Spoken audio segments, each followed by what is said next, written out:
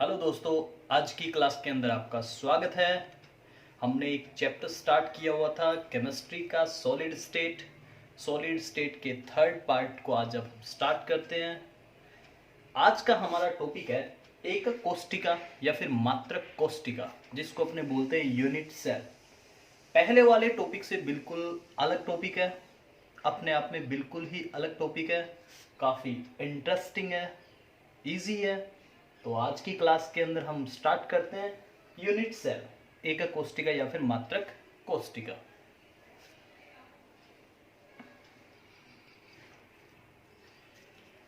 सबसे पहले बात करते हैं कि एकक कोष्टिका या फिर मात्रक कोष्टिका होती क्या है। आगे वाले टॉपिक के अंदर हम बार बार क्रिस्टलीय संरचना की बात करेंगे या फिर क्रिस्टल बोल सकते हैं, या फिर हम इसको बोल सकते हैं क्रिस्टलीय संरचना। क्रिस्टलीय संरचना की बात करेंगे। जब भी हम किसी भी क्रिस्टलीय संरचना की बात करेंगे तब हम एक घन को एज्यूम करेंगे, घन का एग्जाम्पल लेंगे क्रिस्टलीय संरचना में। जैसे हमारा कोई भी कमरा है, सभी की आकृति एक प्रकार से घन के रूप में होती है। कमरा है, डेस्क है, एक्सेट्रा। एकक कोष्टिका अथवा मात्रक कोष्टिका का मतलब है कि कोई भी क्रिस्टलीय संरचना, जैसे ये हमने एक क्रिस्टलीय संरचना मान ली जिसको अपने घन के रूप में निरूपित करते हैं। कोई भी क्रिस्टलीय संरचना में अवयवी कण जो है, जिनकी हम बात करते थे अणु, परमाणु या फिर आयन, अवयवी कण, इनको अवयवी कण या फिर जालक बिंदु भी बोला जाता है। जालक बिंदु भी बोला जाता है। अवयवी कण या जालक बिंदु का मतलब होता है कि कोई भी हमारा अणु या फिर कोई भी हमारा परमाणु या फिर कोई भी हमारा आयन, यानी कि कोई मॉलिक्यूल्स हो सकता है, कोई एटम हो सकता है या फिर कोई आयन हो सकता है। तो कोई भी क्रिस्टलीय संरचना में अवयवी कण को मैं एक गोले के रूप में मान रहा हूं, यानी कि कोई भी अवयवी कण है उसको मैं एक गोले के रूप में मान रहा हूं, यानी कि एक सर्कल के रूप में मान रहा हूं। तो अवयवी कण अलग अलग व्यवस्था या फिर अलग अलग जगह के ऊपर जुड़े हुए होते हैं। एकक कोष्टिका अथवा मात्रक कोष्टिका का मतलब है कि कोई भी क्रिस्टलीय संरचना में वह छोटे से छोटा भाग, जैसे मान लो मैंने इस भाग को आगे बढ़ा दिया, ये वाला भाग, इस भाग को मैंने आगे बढ़ा दिया और एक इस भाग को मैंने आगे बढ़ा दिया, तीनों प्रकार के अक्ष के अकॉर्डिंग, एक्स अक्ष पर, वाई अक्ष पर या फिर जेड अक्ष पर। अब तीनों भाग को जब मैं आगे बढ़ाता हूं तो वहां से हम दोबारा एक नए क्रिस्टल का निर्माण कर सकते हैं।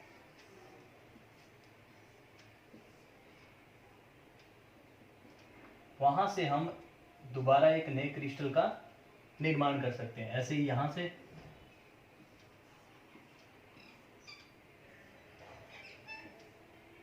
ऐसे ही यहां से,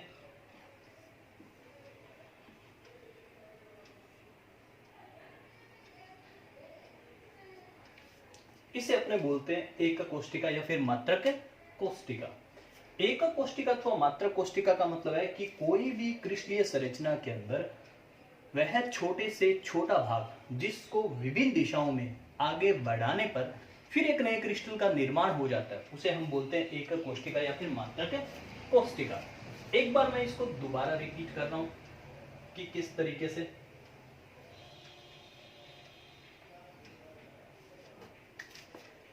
ये मैंने कोई क्रिस्टलीय संरचना बना ली घन के रूप में।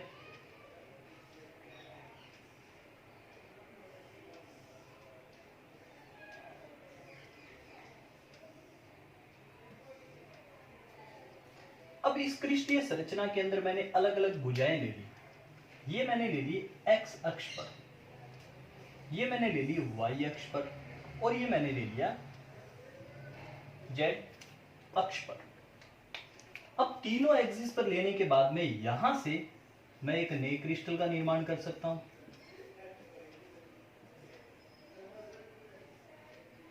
यहां से फिर मैं एक नए क्रिस्टल का निर्माण कर सकता हूं। और इसी प्रकार से यहां से फिर मैं एक नए क्रिस्टल का निर्माण कर सकता हूँ, एक्स एक्स पर, वाई एक्स पर और ये अपना जेड एक्स पर। तो अलग अलग भुजाओं से वहां से फिर मैं एक नए क्रिस्टल का निर्माण कर सकता हूँ। इसी को हम बोलते हैं एकक कोष्टिका अथवा मात्रक कोष्टिका। ये एक बड़ा टॉपिक है। इस टॉपिक के अंदर हम बार बार क्रिस्टलीय संरचना की बात करेंगे, और क्रिस्टलीय संरचना की जब कभी भी बात आती है तो क्रिस्टलीय संरचना के अंदर हम हमेशा एक घन को लेते हैं। एकक कोष्टिका अथवा मात्रक कोष्टिका का ही एक टॉपिक है जिसके अंदर आता है पैरामीटर, यानी कि एकक कोष्टिका अथवा मात्रक कोष्टिका के पैरामीटर कौन कौन से हो सकते हैं। अभी बताया मैंने, क्रिस्टलीय संरचना को हम एक घन के रूप में लेंगे। ये कोई क्रिस्टलीय संरचना है।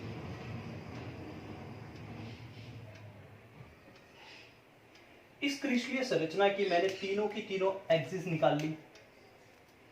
सबसे पहले ये वाली, दूसरी ये वाली और तीसरी ये वाली, यानी कि तीन भुजाएं, तीनों एक्सिस। ये हमारा एक्स एक्स पर है, ये हमारा वाई एक्स पर और ये हमारा जेड एक्स पर।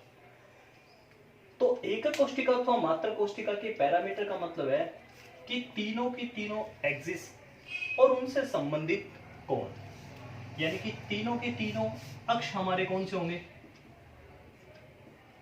X, Y and Z. X अक्ष पर मैंने कोण मान लिया अल्फा, वाई एक्स पर कोण मैंने मान लिया बीटा और जेड एक्स पर कोण मैंने मान लिया गामा, यानी कि तीनों के तीनों हमारे कोण अल्फा, बीटा एंड गामा। तो एकक कोष्टिका अथवा मात्रक कोष्टिका के हमारे पास टोटल कुल 6 पैरामीटर हो गए। 3 तो भुजाओं से संबंधित एक्स, वाई, जेड, और 3 ही हमारे कोणों से संबंधित अल्फा, बीटा और गामा। एकक कोष्टिका अथवा मात्रक कोष्टिका के टोटल पैरामीटर हो गए हमारे पास 6। 3 तो भुजाओं से संबंधित और 3 ही कोणों से संबंधित। यदि एग्जाम में क्वेश्चन पूछते हैं कि टोटल पैरामीटर कितने हैं, तब तो हम 6 मानेंगे। सिंबलाइज आप अपने हिसाब से कर सकते हो। यदि भुजाओं से संबंधित या फिर कोणों से संबंधित अलग अलग पूछते हैं तब हम अलग अलग लेंगे, यानी कि अक्ष वाले तो सारे के सारे आ जाएंगे हमारे भुजा से संबंधित, और कोण वाले अल्फा, बीटा, गामा या फिर जो भी आप अपने हिसाब से इसको सिंबलाइज करते हैं। नेक्स्ट टॉपिक की हम बात करते हैं कि एकक कोष्टिका अथवा मात्रक कोष्टिका कितने प्रकार की होती है। नेक्स्ट टॉपिक आता है हमारा एकक कोष्टिका अथवा मात्रक कोष्टिका के प्रकार। एकक कोष्टिका अथवा मात्रक कोष्टिका को यदि अपने डिवाइड करते हैं तो मेनली यह 2 प्रकार की होती है। पहले प्रकार की जो एकक कोष्टिका होती है उसे हम बोलते हैं आद्य या फिर मूल एकक कोष्टिका। आद्य या फिर मूल एकक कोष्टिका। और दूसरे प्रकार की जो एकक कोष्टिका होती है उसे हम बोलते हैं केंद्रिक एकक कोष्टिका। आद्य एकक कोष्टिका को हम बोलते हैं सिंपल या फिर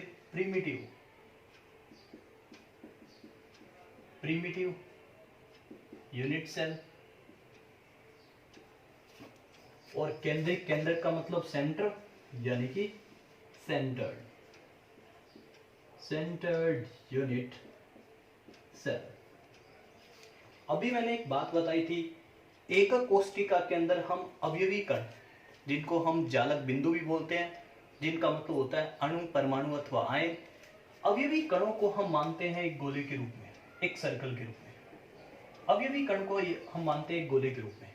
तो सबसे पहला हमारा आता है कि आद्य एकक कोष्टिका या फिर मूल एकक कोष्टिका, या फिर इसको सरल घन्य एकक कोष्टिका भी बोलते हैं, यानी कि ये किस प्रकार की होती है। एकक कोष्टिका के रूप में मैंने एक घन ले लिया,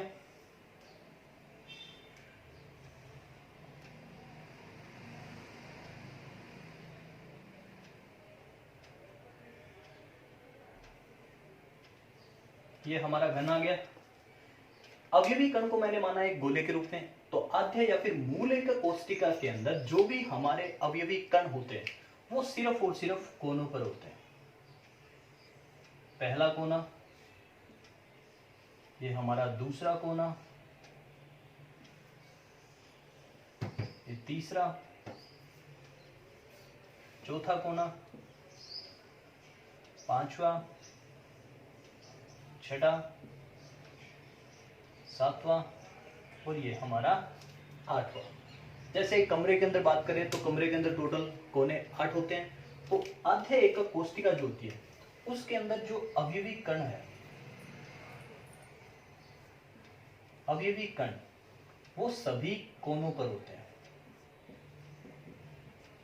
सभी कोनों पर होते हैं। यानी कि यहां पर अवयवी कणों की यदि हम संख्या की बात करें तो अवयवी कण हमारे पास आ जाते हैं 8। इसे अपने बोलते हैं आध्य एकक कोष्टिका।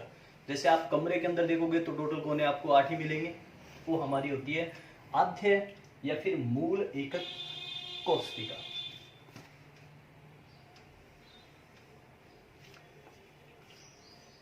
फिर बात आती है केंद्रिक एकक कोष्टिका।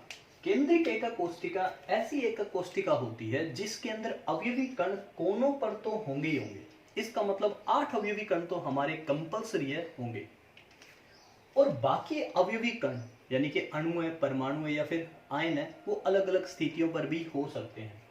और अलग अलग स्थितियों के आधार पर ही केंद्रिक एकक कोष्टिका है, इसको फिर हम 3 पार्ट्स के अंदर डिवाइड करते हैं। 3 पार्ट्स के अंदर हम डिवाइड करते हैं। पहले प्रकार की जो एकक कोष्टिका होती है केंद्रिक, यानी कि पहले केंद्रिक एकक कोष्टिका को फिर हम 3 पार्ट्स के अंदर डिवाइड करते हैं। पहले प्रकार की एकक कोष्टिका होती है उसे अपने बोलते हैं फलक केंद्रिक। फलक केंद्रिक एकक कोष्टिका। एकक कोष्टिका फलक को हम लेते हैं फेस के अकॉर्डिंग, फलक को बोलते हैं फेस। कोष्टिका के अंदर अवयवी कण सारे के सारे कॉर्नर्स पर होंगे, यानी कि टोटल 8 अवयवी कण तो कंपल्सरी होंगे ही होंगे। उसके अलावा अलग अलग स्थितियों पर हो सकते हैं, जिनके अंदर सबसे पहला आता है फलक केंद्रित एकक कोष्टिका। फलक को अपने बोलते हैं फेस केंद्रित एकक कोष्टिका का मतलब फेस सेंटर्ड सेल। अब बात करते हैं कि इसके अंदर अवयवी कण होंगे कहां। तो फेस सेंटर्ड सेल के लिए मैंने फिर एक घन का निर्माण कर लिया।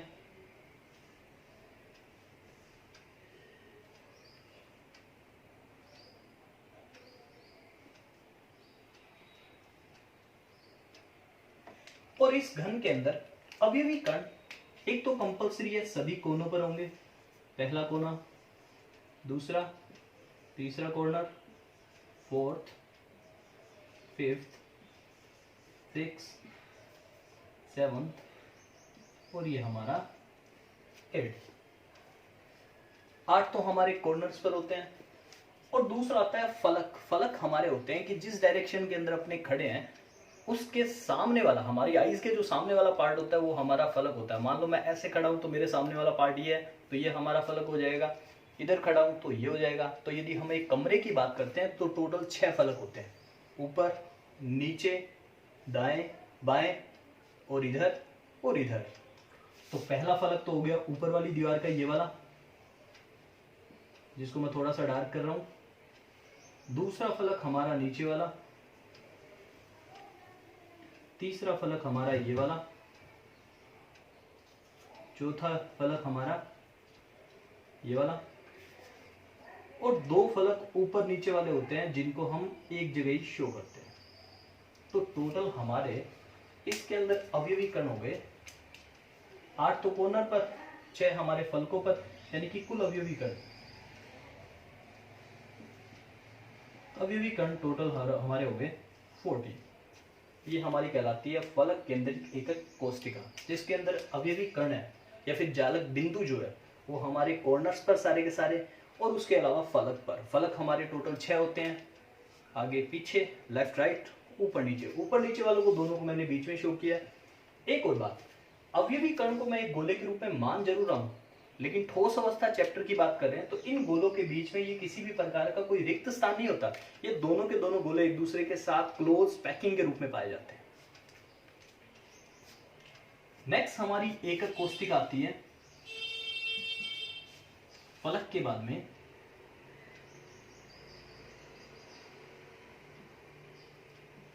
अंतः केंद्रित एकक कोष्ठिका, अंतः या फिर बोल सकते हैं इसको अपने काय केंद्रिक, काय केंद्रिक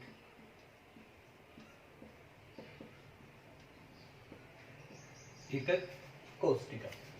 काय केंद्रित को अपने बोलते हैं, काय का मतलब शरीर, शरीर का मतलब बॉडी, बॉडी सेंटर्ड सेल, ये हमारी दूसरे प्रकार की एकक कोष्ठिका। काय केंद्रित एकक कोष्ठिका के लिए फिर अपने एक घन का निर्माण करते हैं।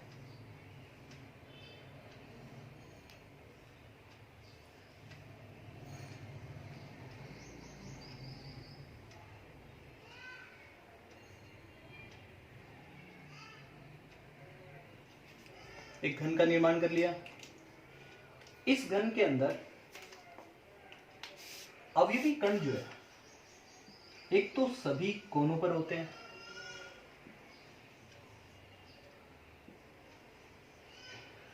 जो पहले ही अपने बता चुका हूं, सभी कोनों पर होंगे।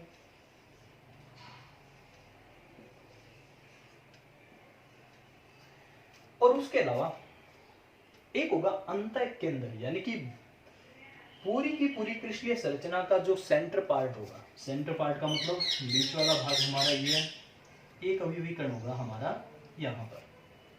तो अंतः या फिर काय केंद्रित एकक कोष्ठिका के अंदर हमारे टोटल जो अवयवी कण है, अवयवी कणों की संख्या हो जाएगी 8, 8 और 1 9, यानी कि टोटल अवयवी कण या फिर जालक बिंदु हमारे हो जाएंगे 9 प्रकार के अवयवी कण।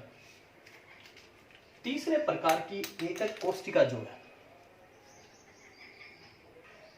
पहले प्रकार की एकक कोष्ठिका हमारी फेस सेंटर्ड सेल, सेकंड एकक कोष्ठिका बॉडी सेंटर्ड सेल, और तीसरे प्रकार की एकक कोष्ठिका है जिसको हम बोलते हैं अनंत्य केंद्रिक, अनंत्य केंद्रिक एकक कोष्ठिका, जिसको हम बोलते हैं end centred cell. End centred cell जो है, यानी कि तीसरे प्रकार की जो एकक कोष्ठिका है, उसके अंदर यदि अपने अवयवी कणों की बात करें तो सबसे पहले मैं एक घन का निर्माण कर रहा हूं।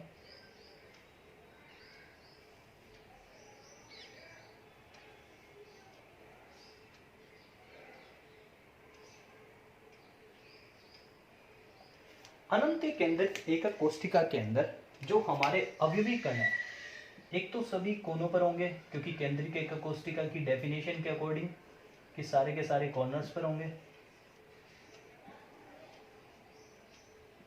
वो कॉर्नर्स हमारे टोटल 8 होते हैं किसी भी घन के।